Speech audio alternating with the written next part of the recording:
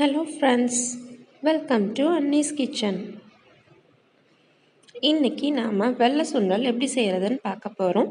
இது எப்படி செய்யறதுன்னு பார்க்கறதுக்கு முன்னாடி இதுக்கு தேவையான பொருட்கள் என்னென்னன்னு ஃபர்ஸ்ட் பார்த்துடலாம். எண்ணெய் ஒரு 3 டீஸ்பூன், 1/4 டீஸ்பூன் பெருங்காயம், உப்பு தேவையான அளவு, 2 காஞ்ச மிளகாய், 1/4 டீஸ்பூன் கடுகு, 1/4 டீஸ்பூன் கடலைப்பருப்பு, 1/4 டீஸ்பூன் உளுத்தம்பருப்பு, 1 கொத்து கருவேப்பிலை, 1 கொத்து கொத்தமல்லி தழை, 1 டேபிள் ஸ்பூன் அளவுக்கு தேங்காய் பூ, ஒரு 100 கிராம் அளவுக்கு வெள்ளை சுண்டல் இல்லை வெள்ளை கொண்டக்கடலைன்னு சொல்கிறத நம்ம ஊற வச்சு எடுத்து வச்சுருக்கோம். இப்போ ஃபஸ்ட்டு நம்ம இந்த கொண்டக்கடலையை வேக வைக்க ஸ்டார்ட் பண்ணலாம். அதுக்கு ப்ரெஷர் குக்கர் எடுத்து அடுப்பில் வச்சு சூடு பண்ணிக்கிட்டேன். இதில் நாம் ஊற வச்சுருக்கிற வெள்ளை கொண்டக்கடலை சேர்த்துக்கலாம். இதுக்கு தேவையான அளவுக்கு உப்பும் இது மூழ்கிற அளவுக்கு தண்ணியும் சேர்த்துட்டு நம்ம இதை குக் பண்ணலாம். நான் முன்னாடியே சொன்ன மாதிரி இந்த காஞ்ச மொச்சை கொண்டக்கடலை எல்லாமே ஊறுறதுக்கும் டைம் ஜாஸ்தி எடுத்துக்கும், வேகிறதுக்கும் டைம் ஜாஸ்தி எடுத்துக்கும். ஸோ இதை நம்ம மினிமம் 5 to 6 hours ஊற வச்சுட்டு தான் நம்ம குக் பண்ண முடியும். அப்போ தான் நல்லா குக் ஆகும். இதை நான் ஓவர் நைட் ஊற வச்சுருக்கேன். 6 விசிலுக்கு நம்ம இப்போ குக் பண்ணிடலாம். ப்ரெஷர் போனதுக்கப்புறம் எப்படி இருக்குன்னு பார்க்கலாம்.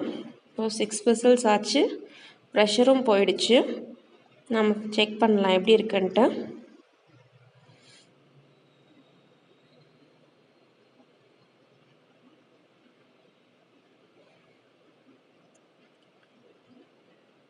கொண்டக்கடலை, அதுவும் எஸ்பெஷலி வெள்ளை கொண்டக்கடலை காஞ்சிருக்கும் போது ரொம்ப சின்னதாக இருக்கும். ஊற வச்சதுக்கப்புறமே நல்லா பெரிய சைஸில் வந்துடும். பாருங்கள் எவ்வளோ பெருசாக இருக்குன்னு. இப்போ நல்லா வெந்துருச்சு பாருங்கள். இப்போ தண்ணி ட்ரைன் பண்ணி நான் எடுத்து வச்சுருக்கேன். நம்ம தாளிக்க ஸ்டார்ட் பண்ணலாம். இப்போது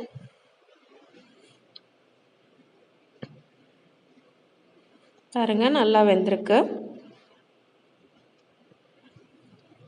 எண்ணெய் சேர்த்துக்கலாம். பேன் சூடு பண்ணி எண்ணெய் சூடானதும் இதில் நம்ம கடுகு பொரிய விட்டுடலாம். கடுகு பொரிஞ்சதும் இதில் கடலைப்பருப்பு உளுத்தம்பருப்பு சேர்த்துக்கலாம்.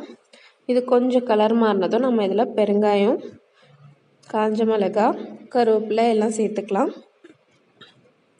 இது கூடவே இந்த சுண்டலையும் சேர்த்துடலாம். நம்ம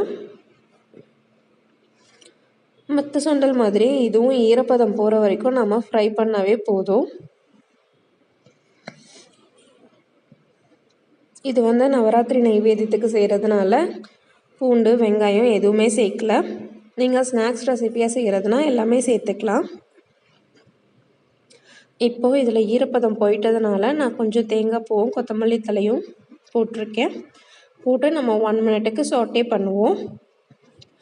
உடனே சர்வ் பண்ணுறதா இருந்தால் தேங்காயும் கொத்தமல்லி தலையும் போட்டதுமே நம்ம இறக்கிடலாம். பட் லேட்டாக சர்வ் பண்ணுறதா இருந்தால் கொஞ்சம் சாட்டே பண்ணிவிடுங்க. ஈரப்பதம்லாம் போயிடட்டும், அப்புறம் சீக்கிரமாக கெட்டு போக சான்சஸ் இருக்குது.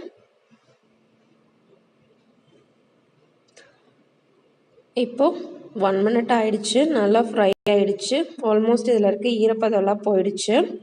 ஸோ நம்ம இதை சர்வ் பண்ணிடலாம். நம்மளோட வெள்ளை சுண்டல் ரெசிபி ரெடி ஆயிடுச்சு. இந்த ரெசிபியை நீங்களும் உங்கள் வீட்டில் ட்ரை பண்ணிவிட்டு உங்களோட கமெண்ட்ஸை எங்களுக்கு சொல்லுங்கள். இப்போது நம்ம நவராத்திரிக்கு வச்சு கொடுக்கும்போது 1 கப் சுண்டல், வெத்தலை பாக்கு, இது கூடவே கொஞ்சம் பூ, அப்புறம் 2 வாழைப்பழம் எல்லாமே சேர்த்து வச்சு கொடுத்துட்டா போதும். இந்த வீடியோ உங்களுக்கு பிடிச்சிருந்துச்சுன்னா எங்களோட வீடியோவை லைக் பண்ணுங்கள், எங்கள் சேனலை சப்ஸ்கிரைப் பண்ணுங்கள், அண்ட் உங்கள் ஃப்ரெண்ட்ஸ்க்கும் இந்த வீடியோவை ஷேர் பண்ணுங்கள். Thank you friends.